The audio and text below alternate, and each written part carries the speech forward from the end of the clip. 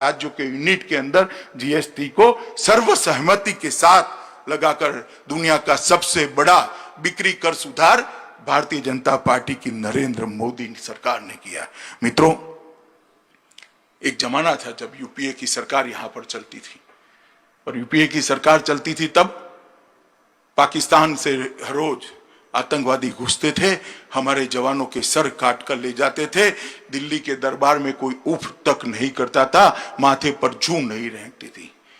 आप लोगों ने नरेंद्र मोदी जी को 2014 में अधिकार दिया, भारतीय जनता पार्टी की सरकार बनी, उरी और पुलवामा में आतंकवादियों ने हमला किया, मगर इस बार स्थिति बदल गई थी। प्रधानमंत्री नरेंद्र मोदी थे, भारतीय जनता पार्टी की सरकार थी। कुछ ही दिनों में सर्जिकल स्ट्राइक और एयर स्ट्राइक कर पाकिस्तान के घर में घुसकर अपने जवानों के खून का बदला लेकर अपने नर बांकुरे वीर बांकुरे वापिस आए और दुनिया भर के अंदर एक संदेश भेजा कि भारत के जवानों का खून सस्ता नहीं है, अगर कोई हमारे इस जवानों के साथ छेड़खानी करेगा तो उसको परिणाम भुगतने पड़ेंगे। और मित्रों, इससे एक आतंकवाद के खिलाफ जीरो टॉलरेंस का संदेश गया है। और दूसरा टर्म शुरू होते ही 70 साल से कई मुद्दे ऐसे थे जिनको कोई छूने की हिम्मत नहीं करता था। वो मुद्दे देश की एकता और अखंडितता के साथ जुड़े थे, देश की सुरक्षा के साथ जुड़े थे।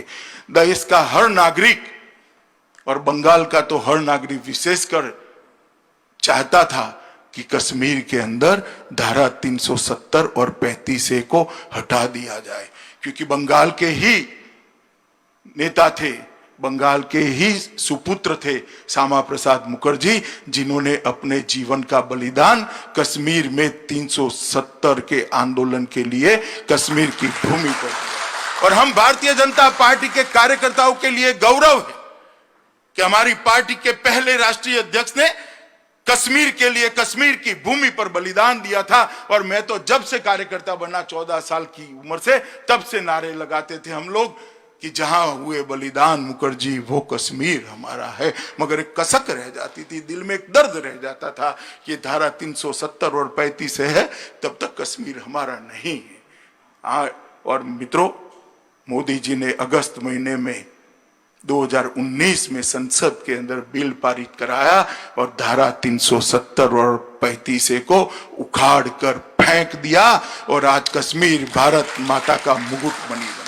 हमेशा के लिए कश्मीर के साथ भारत का जुड़ाव करने का काम नरेंद्र मोदी जी ने किया। और मैं मानता हूं, जब भी देश की एकता और अखंडितता के लिए कुछ भी लिखा जाएगा, मोदी जी का एक कदम भूरी भूरी प्रशंसा के साथ किसी भी कटु आलोचक को भी लिखना पड़ेगा कि धारा 370 और 35A को हटाने का काम ये भारतीय जनता पार्टी की सरकार ने किया। देश के करोड़ों लोग चाहते थे कि जहां श्री राम का जन्म हुआ वहां भव्य राम मंदिर बने, सब लोग चाहते थे। कई आंदोलन हुए, 150 साल पुराना केस समाप्त नहीं होता था। कांग्रेस सरकार की नीति थी केस को लटकाए रखो, तुष्टीकरण की राजनीति करते रहो, मसलों को उलझाते रहो, दंगे होते हैं तो हो। मोदी सरकार आई, सटीक आर्ग्यूमेंट्स कोर्ट के सामने रखे गए, परिणाम आया। और मोदी जी ने अभी गत ही लोकसभा के सेशन के अंदर, लोकसभा के अंदर भव्य राम मंदिर के निर्माण के लिए ट्रस्ट की रचना की घोषणा कर राम मंदिर का रास्ता प्रशस्त कर दिया। और कुछ ही महीनों में आसमान को छूता हुआ प्रभु श्री राम का मंदिर, जहां श्री राम का जन्म हुआ था, उसी भूमि पर हम देख पाएंगे। मैं मानता हूं, न केवल देश के बाहर रहने वाले करोड़ों लोगों के मन की श्रद्धा को नरेंद्र मोदी जी ने परवान चढ़ाया है।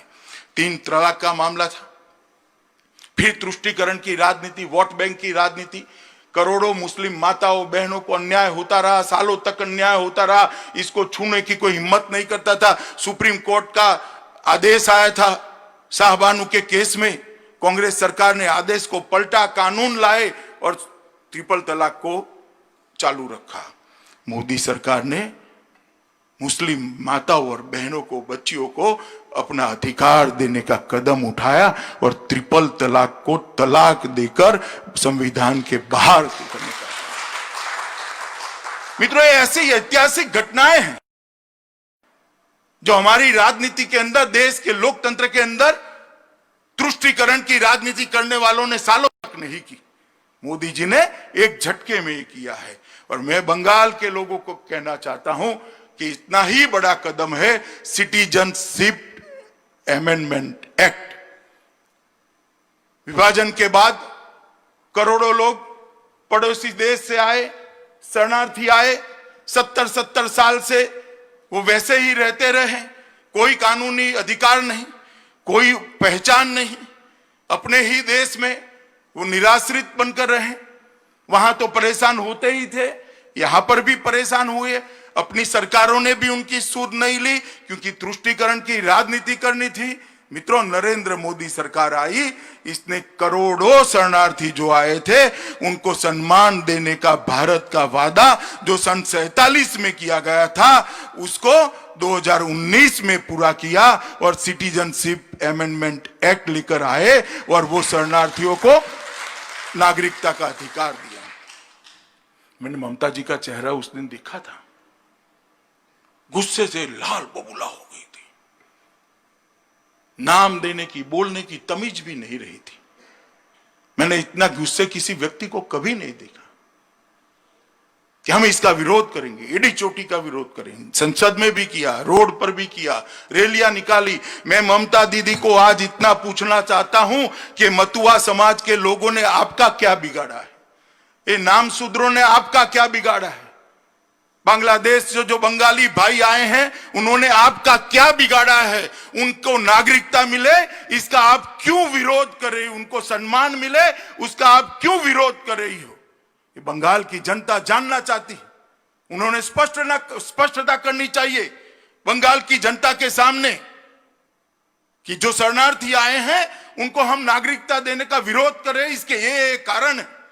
और मैं ममता जी को कहना चाहता हूं कि आप सीएए का विरोध कर रही है, जब मतपेटियां खुले तब देख लेना कि बंगाल की जनता को बंगाल की जनता आपको राजनीतिक शरणार्थी बनाने वाली है। सीएए का विरोध आपको बहुत महंगा पड़ेगा।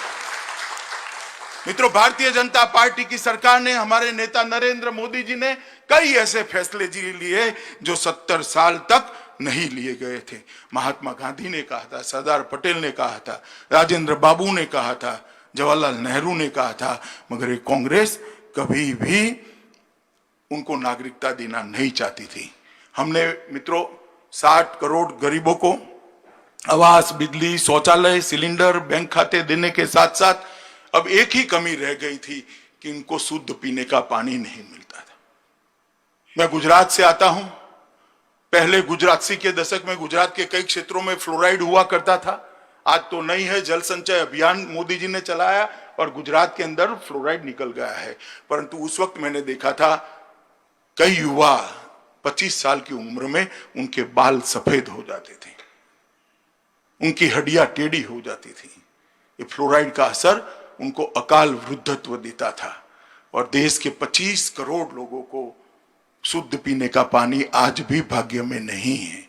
नरेंद्र मोदी सरकार ने 2019 में सरकार बनने के बाद सबसे पहला काम किया, जल शक्ति मंत्रालय का गठन किया और जल शक्ति मंत्रालय के माध्यम से देश के 25 करोड़ लोगों को शुद्ध पीने का पानी पहुंचाने का संकल्प किया। और मैं बताना चाहता हूं सबसे ज्यादा लोग बंगाल का इसको फायदा होने वाला है। मित्रों, हमने दूसरा काम किया, प्रधानमंत्री किसान सम्मान निधि। राहुल बाबा जब चुनाव में घूमते थे, किसानों का ऋण माफ करो, किसानों का ऋण माफ करो। लोक लुभावन वादे करने में कांग्रेस का कोई स्पर्धा में जीत ही नहीं सकता। मगर मैं आज बंगाल की जनता को बताना चाहता हूं कि यूपीए ने 10 साल में एक बार किसानों का ऋण माफ किया। 3.5 करोड़ किसानों को 60,000 करोड़ रुपया माफ किया। वो कहते हैं, आंकड़े कुछ और है, मगर इनका दावा मान भी ले तो 3.5 करोड़ लोगों को 60,000 करोड़ रुपया आपने माफ किया। राहुल बाबा, ध्यान से मेरी बात सुनना जरा। और मोदी जी ने हर किसान को 6,000 रुपया देने की बात की। 9.5 करोड़ किसानों के बैंक अकाउंट में 72,000 करोड़ रुपया पहुंच गया है और हर साल 6,000 रुपया पहुंचने। मगर फिर से बंगाल वाले आप ताली मत बताएं। क्योंकि किसानों का सूची जो राज्य सरकार ने केंद्र को देना चाहिए, ममता दीदी नहीं देती है। उनको डर है कि मोदी जी का 6,000 रुपया आ जाएगा तो मोदी जी लोकप्रिय हो जाएंगे। अरे ममता जी, राजनीतिक लड़ाई लड़ लेंगे, काहे को बंगाल के किसान को आप दुखी कर रही हो? वो बेचारे साइक्लोन का मारा हुआ है, कोरोना का मारा हुआ, उसको 6,000 रुपया चाहिए। आप क्यों बीच में रोड़ा बनी हो? एक सूची भेज दो। मैं आपको कहता हूं, विश्वास दिलाता हूं, शनिवार को सूची भेज दीजिए, हम सोमवार को पैसा भेज देंगे, हम तनिक मात्र देंगे। मगर इसमें आप राजनीति मत करिए, ऐसा मेरा कहना। हमने छोटे दुकानदार, असंगठित क्षेत्र के मजदूर और श्रमिकों के लिए पेंशन की योजना की, व्यापारी कल्याण बोर्ड का गठन किया, अलग से मछुआरा विभाग बनाया, जिसका सबसे बड़ा फायदा बंगाल को भी हो सकता है। और तीनों सेनाओं के बीच में अगर युद्ध आता है, आपातकाल आता है या रणनीति बनानी है, सैन्य की तैयारियां करनी है, सैन्य को सुसज्ज करना है, आधुनिकीकरण करना है, सब चीजों के लिए एक कोऑर्डिनेशन की बहुत जरूरत थी। चीफ ऑफ डिफेंस स्टाफ की योजना तो अटल जी के समय में बनी, मगर उसका इम्प्लीमेंटेशन नहीं होता था। 2019 में मोदी जी ने चीफ ऑफ डिफेंस स्टाफ का गठन कर दिया और आज सीडीसी काम कर रहे हैं और हमारी सेनाओं को आधुनिक करने का अभियान आज चल रहा है। 1 रैंक 1 पेंशन की मांग भी हमने पूरी कर दी। और आरसेप एक ऐसा संवाद, एक ऐसा अंतर्राष्ट्रीय व्यापारी समझौता मनमोहन सिंह जी ने जो शुरू किया था, अगर आरसेप हो जाता तो देश का छोटा व्यापारी, लघु उद्योग, छोटे उद्योजक और किसान, मछुआरे सभी परेशान हो जाते, बर्बाद हो जाते। तो ये बात मोदी जी के सामने आई, तब आरसेप की मीटिंग में उन्होंने कहा कि मैं महात्मा गांधी की भूमि से आता हूं, गरीब किसान, छोटे व्यापारी, छोटे उद्योजक को इनके हितों के खिलाफ मैं काम नहीं कर सकता, मेरे पशुपालक और मछुआरों के खिलाफ मैं काम नहीं कर सकता, इसलिए मेरी आत्मा मुझे परमिशन नहीं देती है कि मैं आरसेप पर दस्तखत करूं। और विनम्रता के साथ आरसेप से भारत बाहर हो गया और आज देश के करोड़ों किसानों को मदद करने का काम आरसेप के माध्यम से हुआ है। हमने आदिवासी भाइयों के कल्याण के लिए 400 नए एकलव्य स्कूल बनाए और इसके माध्यम से आज वो अपने जीवन को आगे बढ़ा रहे हैं। मित्रों, इसी एक साल के अंदर कोरोना का संकट आया, वैश्विक महामारी आई। कोरोना का संकट आया तब मैं पहले क्या होता था बताना चाहता हूं। पहले भी कई आपदाएं आई हैं, कुदरती आपदा पहली बार भारत में नहीं आई है, कोई महामारी भी पहली बार नहीं आई। पहले महामारी आती थी तो सरकारें लड़ती थी, अच्छे से लड़ती थी, मैं ना नहीं कहता, ऐसा नहीं है कि हमारी सरकार ही अच्छे से लड़ी, पहले की सरकारें भी लड़ी, मगर फर्क ये था कि पहले सरकारें लड़ती थी।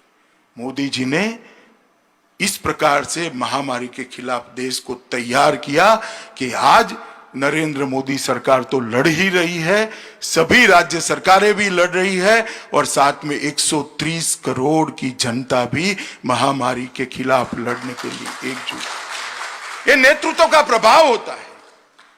जब मोदी जी ने जनता कर्फ्यू का आह्वान किया, दुनिया के लिए अचंभा था कि एक भी पुलिस के इंटरफियरेंस के बगैर 130 करोड़ के देश में कर्फ्यू कैसे हो सकता है। सबको आश्चर्य था। जब देश ने आह्वान को माना और देखा, कई टीवी चैनलों ने भी दिखाया कि रोड सुनसान पड़े हैं, कोई व्यक्ति घर के बाहर नहीं निकल रहा है। मैंने शास्त्री जी के बाद पहली बार देखा है कि किसी प्रधानमंत्री की अपील पर स्वयंभू रूप से 130 करोड़ लोग सेल्फ डिसिप्लिन तरीके से अपने घर के अंदर बैठे रहे। उन्होंने इससे एक सामूहिक मन बनाने का प्रयास किया। इसके बाद में कोरोना के खिलाफ घंटी बजाओ, थाली बजाओ, उसके बाद दिया जलाने का कार्यक्रम, उसके बाद कोरोना वॉरियर के सम्मान में तीनों सेनाओं ने पुष्प वर्षा करी। ये सारी चीजें कर कर मोदी जी ने एक राष्ट्र, एक जन, एक मन ऐसी अटूट श्रृंखला बना दी कि पूरा देश जैसे एक मन से कोरोना के सामने लड़ने के लिए खड़ा है। और उसी का नतीजा है कि देश, दुनिया के सबसे विकसित देश भी आज ये देखने आते हैं कि भारत कोरोना के खिलाफ कैसे लड़ा है। मित्रों, कई प्रकार से 130 करोड़ लोगों को मोदी जी ने एकजुट किया। कई सर्वेक्षण हुए हैं, कोई 84% लोगों को मोदी जी के साथ बताता है, कोई 94% लोगों को बताता है, मगर मैं कहता हूं आपके सर्वेक्षण गलत है। 100% 130 करोड़ की जनता आज नरेंद्र मोदी के साथ चट्टान की तरह खड़ी है। मित्रों, प्रधानमंत्री गरीब कल्याण पैकेज कोरोना की महामारी की शुरुआत में भी लेकर आए। मोदी जी को मालूम था कि सबसे बुरी असर देश के गरीबों को पड़ती। 1,70,000 करोड़ का पैकेज लेकर आए, जिसके अंदर ढेर सारी योजनाएं थी। मैं कुछ योजना जरूर बताना चाहता हूं। किसान सम्मान निधि लगभग 8.7 करोड़ लोगों को 16,000 करोड़ रुपया दिया।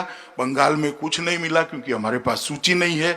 महिला जनधन खाता 20 करोड़ लोगों को 30,000 करोड़ रुपया मिला और बंगाल के अंदर 1.92 करोड़ लोगों को 2885 करोड़ रुपया मिला। सामाजिक सुरक्षा का पेंशन 3 करोड़ लोगों को 3,000 करोड़ रुपया मिला। बंगाल में 21 लाख लोगों को 213 करोड़ रुपया मिला।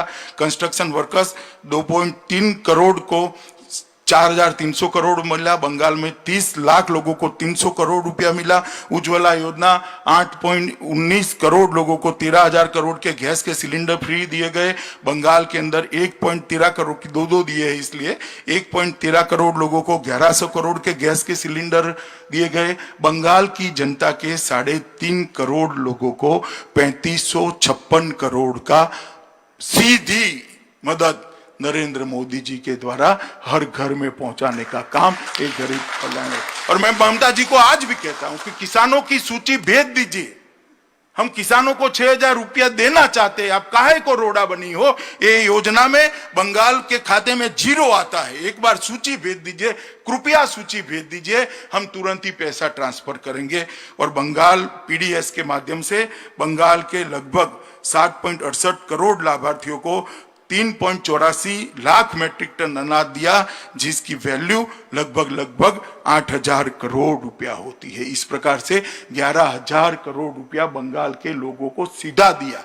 सरकार को जो सहायता दी है वो अलग है। 11,000 करोड़ रुपया बंगाल की जनता के घर में सीधा पहुंचाने का काम ये भारतीय जनता पार्टी की सरकार ने किया। और ममता जी पॉलिटिकल तंज कसती है। हम ठीक नहीं चला रहे तो आकर संभाल लीजिए।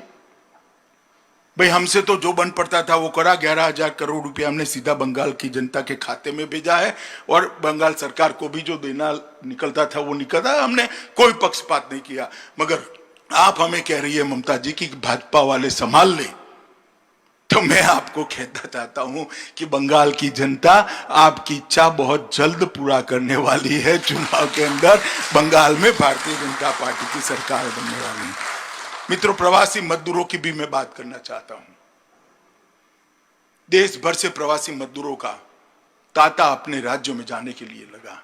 देश भर में हमने लगभग 4300 ट्रेनों के माध्यम से 1.25 करोड़ लोगों को, कई बसों के माध्यम से 1.25 करोड़ से ज्यादा लोगों को अपने घर में पहुंचाया। उनको खाना दिया, पानी की बोतल दी। राज्य सरकारों ने रेलवे स्टेशन पर जाने के लिए एसटियां दी। राज्य सरकारों ने उनके कैंप लगाए। जब तक ट्रेनों की व्यवस्था नहीं हुई, तब तक शुरू नहीं की, तब तक भोजन कराने की व्यवस्था भी राज्य सरकारों ने की। इसके लिए 11,000 करोड़ रुपया भारत सरकार ने राज्य सरकारों को भी दिया। मगर जब ट्रेनें चालू हुई तब एकमात्र बंगाल राज्य ऐसा था जिन्हें सबसे कम ट्रेन ली। अब तक 236 ट्रेनों के अंदर हमने 3 लाख लोगों को पहुंचा है। उत्तर प्रदेश के लिए 1700 ट्रेनें चली है, बिहार के लिए 1500 ट्रेनें चली है। और मुझे ताज्जुब तो तब हुआ जब ममता जी ने ये प्रवासी मजदूर जो अपने माँ बाप और पत्नी और बच्चों को मिलने आ रहे थे, कोरोना संकट में अपने परिवार के साथ रहना चाहते थे, उनकी ट्रेनों को कोरोना एक्सप्रेस नाम दिया। हमने उसको श्रमिक ट्रेन नाम दिया। ममता दीदी ने कोरोना एक्सप्रेस कहा। ममता दीदी, एक कोरोना एक्सप्रेस आपने जो कहा है, बंगाली श्रमिकों का, बंगाली मजदूरों का जो अपमान किया है, एक कोरोना एक्सप्रेस ही आपको बंगाल के बाहर एग्जिट करने का एक गेटवे बन जाएगी। तृणमूल कांग्रेस को बंगाल के बाहर पहुंचाने वाली एक्सप्रेस गाड़ी बन जाएगी। ये मजदूर भूलेगा नहीं कि इसके संकट के समय में घाव पर नमक छिड़कने का काम आपने किया। मित्रों, मैं आज बंगाल की जनता को यह भी कहने आया हूं, यही बंगाल है जो एक समय पूरे देश को रास्ता दिखाता था। चाहे शिक्षा व्यवस्था की बात हो, समाज सुधार की बात हो, धार्मिक आंदोलन हो, देश को आजाद करने की लड़ाई लड़नी हो, देश के कानून को व्यवस्थित करने की लड़ाई लड़नी हो, हर क्षेत्र के अंदर बंगाल देश का नेतृत्व करता था। एक जमाने में कहा जाता था बंगाल जो आज सोचता है देश 50 साल बाद वो सोचता है। आज बंगाल को क्या होगा? जिस बंगाल से आजादी के नारों का सूत्रपात होता था, जहां वंदे मातरम की रचना, जहां जनगण मन लिखा गया, वो आज बंगाल को क्या होगा? जहां शांति निकेतन का अस्तित्व है, एक नए प्रकार की शिक्षा व्यवस्था की बात हुई, रामकृष्ण और विवेकानंद का एक हिंदू धर्म के पुनरुद्धार का आंदोलन चला, चैतन्य महाप्रभु ने भक्ति आंदोलन की शुरुआत की, वो बंगाल को आज क्या होगा है? जो बंगाल को सोनार बांग्ला कहते थे, वो बंगाल को आज क्या होगा है? जहां रविंद्र संगीत की धुन सुनाई देती थी, गूंज सुनाई देती थी, वो बंगाल आज बम के धमाकों से दहल कर रह गया है। गोलियों की आवाज लोगों की चीखों से, हत्याओं से सुन्न रह गया है। कौमी दंगों से इसकी आत्मा को बहुत बड़ी क्षति पहुंची है। सर्वधर्म समभाव के लिए सबसे अच्छा उदाहरण बंगाल का दिया जाता था। वो बंगाल को तुष्टीकरण की ओछी राजनीति कर किसी एक समुदाय के लिए ही प्रायोरिटी देने का काम आज बंगाल के अंदर हो रहा है। सोनार बांग्ला के जगह कम्युनिस्ट पार्टी पहले 2.5 दशक तक और अब 1 दशक तक तृणमूल कांग्रेस बंगाल को गरीबी की दिशा में ढकेलने का काम कर दिया है। भ्रष्टाचार, टोलबाजी, राजनीतिक हिंसा, सत्ता, स्वार्थ, सिंडिकेट, संपत्ति, ये 4 एस के आधार पर तृणमूल कांग्रेस ने कम्युनिस्टों को भी अच्छा कहलाई इस प्रकार का शासन किया है। मित्रों, मैं बंगाल की जनता को कहने आया हूं कि क्या राजनीतिक हिंसा कभी बंगाल का आभूषण बन सकता है क्या? राजनीतिक परिवर्तन का माध्यम हिंसा हो सकती है क्या? किसी की रैली न करने देना, किसी से बात। अब ममता जी अब क्या करोगी? चलो हम तो वर्चुअल रैली से बंगालियों से बात कर रहे हैं, अब आप क्या करोगी? रोड लोग रोक देंगे, हेलीकॉप्टर रोक देंगे। ममता जी, आप परिवर्तन को नहीं रोक सकती। मैं बंगाल की जनता को पूछना चाहता हूं कि भारतीय जनता पार्टी के 100 कार्यकर्ताओं पर जानलेवा हमले हुए, जाने गई, कई सैकड़ों कार्यकर्ता घायल हुए, ये लोकतंत्र है क्या? पत्रकारों पर फर्जी एफआईआर लगाई जाती है, प्रचार माध्यमों को मजबूर किया जाता है कि पत्रकारों को निकाल दो क्योंकि वो दीदी के खिलाफ लीड रहे हैं। होमगार्ड को एक पार्टी की सेना बनाकर रख दिया। ये बंगाल को लोकतंत्र की दिशा में ले जाने की दिशा में बंगाल की जनता को पूछने आया। और ममता दीदी को मैं कहना चाहता हूं, ममता दीदी, हिंसा का कीचड़ जितना फैलाओगी, भाजपा का कमल इतना ही प्रदीप्त होकर बाहर। हम हिंसा से डरने वाले लोग नहीं है। बलिदान का मेरी पार्टी का इतिहास है। मेरे पहले राष्ट्रीय अध्यक्ष ने, बंगाल के सपूत श्यामा प्रसाद मुखर्जी ने कश्मीर की भूमि पर बलिदान दिया है, संस्कार हमें दिया है। आप हमें रोक नहीं सकती, आप हमें दबा नहीं सकती। बंगाल की जनता से संवाद करने से हमें रोक नहीं सकती हो। मित्रों, और कितना भ्रष्टाचार, हा, भ्रष्टाचार की तो कोई सीमा ही नहीं रही। इतना भ्रष्टाचार कि मैं आपको गिनाते गिनाते थक जाऊं। ढेर सारे भ्रष्टाचार के किस्से मेरे पास है। वो सब तो ठीक है, मगर आप अम्फान, तूफान और कोरोना में भी अगर भ्रष्टाचार करते हो तो मुझे लगता है कि बंगाल की जनता आपको माफ नहीं करेगी। कानून और व्यवस्था की स्थिति पूरी चरमरा है। बीजेपी के सांसदों पर केस करते हैं, घर के अंदर बंद कर देते हैं, विधायकों को सेवा करने से आप रोक रहे हो, संपर्क करने से रोक रहे हो। ये लोग नहीं देख रहे हैं क्या? हुबली, टोलीनापाड़ा, मालदा, वहां ऐसे संकट के काल में भी दंगे हुए हैं। बम धमाके, घुसपैठ, गाय तस्करी, नारकोटिक्स की तस्करी, ये बंगाल के अंदर खुली छूट दे दी गई है। मित्रों, मैं आज बंगाल की जनता को कहने आया हूं, ये परिस्थिति को हमें बदलना पड़ेगा। और ममता दीदी के आर्थिक कुप्रबंधन ने कुप्रबंधन ने बंगाल को बहुत पीछे धकेल दिया है। बंगाल जो सबसे बड़ा जीडीपी का कंट्रीब्यूटर होता था वो आज बहुत पीछे पड़ गया है। बंगाल को आगे ले जाने के लिए सत्ता परिवर्तन की जरूरत है। आपने कम्युनिस्टों को इसलिए निकाला था कि बंगाल का विकास रुका था, मगर शायद आज बंगाल के बहुत सारे लोग मुझे कह रहे थे इनसे तो कम्युनिस्ट भी अच्छे थे। आपने कम्युनिस्ट को मौका दिया, कुछ नहीं हुआ। ममता को मौका दिया, कुछ नहीं हुआ। एक बार मोदी जी को और भारतीय जनता पार्टी को मौका दीजिए, हम सोना और बंगला बनाएं। और उदाहरण है, बिहार बीमारू राज्य माना जाता था, एनडीए की सरकार आई, आज बिहार विकास के रास्ते पर चल पड़ा है। मध्य प्रदेश बीमारू राज्य माना जाता था, आज मध्य प्रदेश विकसित राज्य बना है। छत्तीसगढ़ 24 घंटा बिजली पहुंच चुकी विकसित राज्य है। राजस्थान बीमारू राज्य माना जाता था, भाजपा को 10 साल शासन दिया, राजस्थान विकास के रास्ते पर है। और उत्तर प्रदेश सबसे बदहाल स्टेट माना जाता था। योगी जी की सरकार को अभी 3 ही साल हुए हैं, 3 साल में उत्तर प्रदेश विकास के रास्ते पर चल पड़ा है। जहां जहां भारतीय जनता पार्टी की सरकारें हुई, विकास का रास्ता प्रशस्त हुआ है। मोदी जी ने भी बंगाल के लिए बहुत सारा काम किया है। बंगाल को लगभग 764 किलोमीटर का राष्ट्रीय राजमार्ग दिया है। इसमें 10,000 करोड़ रुपया खर्च होगा। 2,500 किलोमीटर की ग्रामीण सड़कें 1200 करोड़ के खर्चे में। भारत बांग्लादेश सीमा समझौते से 68 साल पुराना बंगाल के विकास का रोड़ा हटाया।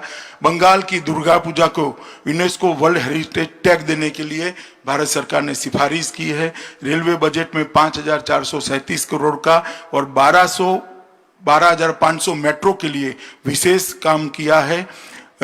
जनवरी 2015 में स्वामी विवेकानंद ट्रेन का शुभारंभ किया। केंद्रीय सहायता से पश्चिम बंगाल में हावड़ा, न्यू टाउन कोलकाता, मध्यम ग्राम, सोलर सिटी, 3 सोलर सिटी विकसित किए जा रहे हैं। बनपुर स्थित सेल के इसको स्टील प्लांट का आधुनिकीकरण किया जाता है, क्षमता 3 गुना बढ़ेगी। लगभग सागरमाला के 41 प्रकल्प हमने शुरू किए हैं। और मैं कुछ आंकड़े भी देना चाहता हूं मित्रों कि मोदी जी की सरकार आई, उसके पहले मनमोहन सिंह जी की सरकार थी।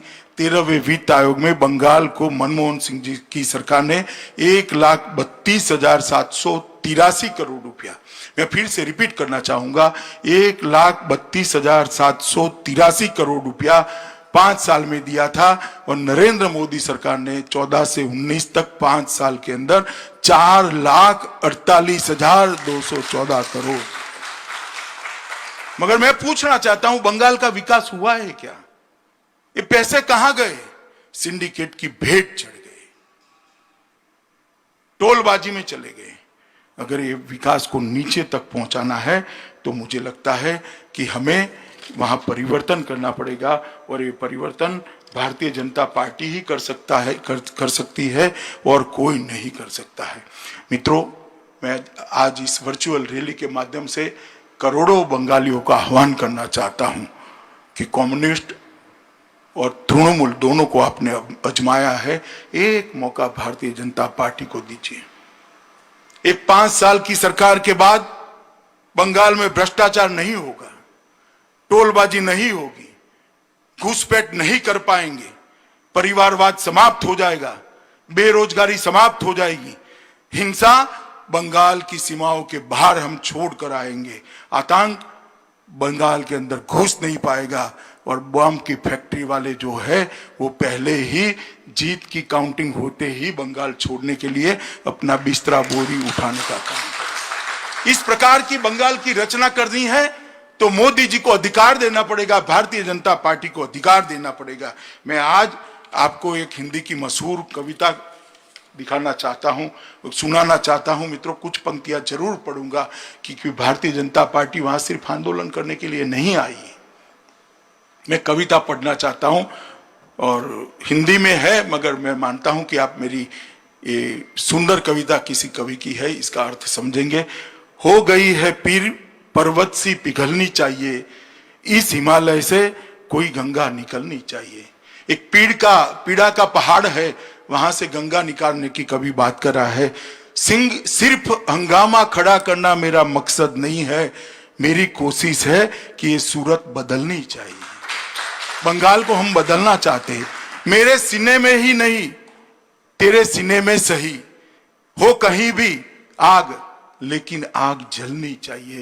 ये परिवर्तन की आग, आप उसके वाहक बने। बंगाली जनता भारतीय जनता पार्टी के सोनार बांग्ला को अपना स्वप्न बनाए और सोनार बांग्ला के आह्वान के लिए, इसकी रचना के लिए मोदी जी के हाथ मजबूत करे। ना रोजवेली स्कैम होगा, ना शारदा चिटफंड स्कैम होगा, ना नारदा स्कैम होगा, ना वकफ का घोटाला होगा, ना भतीजा गेट होगा, ना ट्राइडेंट लाइट घोटाला होगा, ना एडमिशन घोटाला होगा। घोटाला और भ्रष्टाचार मुक्त बंगाल देने का काम हम करेंगे। मैं अंत में सभी बंगाल के कार्यकर्ता और बंगाल की जनता को आह्वान करना चाहता हूं कि मोदी जी ने एक आत्मनिर्भर भारत का नारा दिया है। आत्मनिर्भर भारत तभी बन सकता है, देश की पूरी जनता 130 करोड़ लोग स्वदेशी चीजों का, स्वदेशी उत्पादों का ही उपयोग करे। मैं बंगाल की जनता को कहना चाहता हूं, लोकल का उपयोग करिए, लोकल के लिए वोकल बनिए और मोदी जी के नेतृत्व में आत्मविश्वास से जगमगता आत्मनिर्भर भारत बनाइए। मोदी जी के नेतृत्व में सोनार बांग्ला बनाइए और आप सब इकट्ठा होकर एक ऐसा परिवर्तन करिए जो बंगाल को फिर से एक बार भारत का पथदर्शक बनाए। यही आप सबसे अभ्यर्थना है। भारत माता की जय।